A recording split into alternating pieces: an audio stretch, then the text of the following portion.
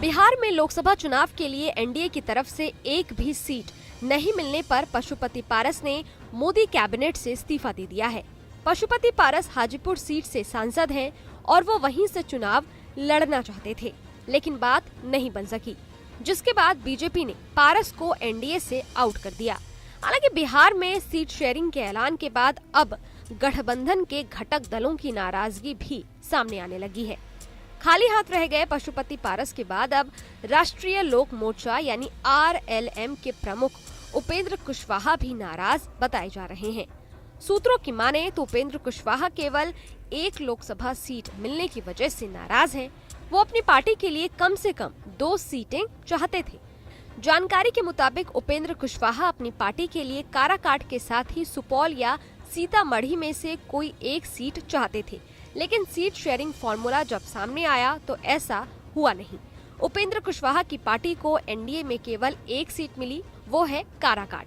उपेंद्र कुशवाहा इस वजह से नाराज हैं और उन्होंने अपनी नाराजगी बीजेपी नेतृत्व के सामने सीट शेयरिंग के ऐलान से पहले ही जाहिर भी कर दी थी।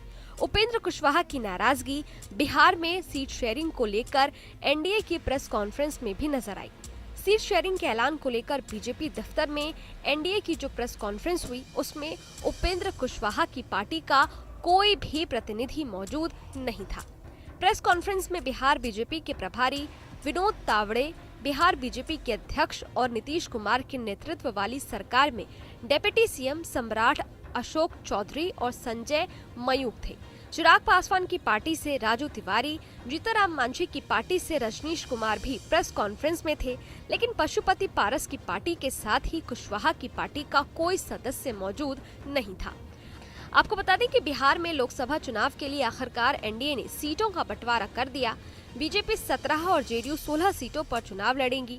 वहीं चिराग पासवान की पार्टी एलजेपी रामविलास को 5, जीतनराम मांझी की पार्टी हम और उपेंद्र कुशवाहा की पार्टी आरएलएम को एक सीट मिली है।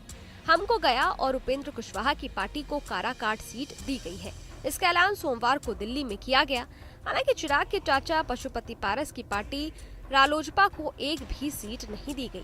खबर के मुताबिक पशुपति पारस हाजीपुर सीट को लेकर अड़े थे, लेकिन बीजेपी उन्हें समस्तीपुर सीट से लड़वाना चाहती थी, पर बात नहीं बन सकी और एनडीए ने पशुपति पारस को बाहर का रास्ता दिखा दिया। खैर, लोकसभा चुनाव से पहले बिहार की राजनीति अब किस ओर जाती है, ये तो वक्त ही बताएगा। आपको क्या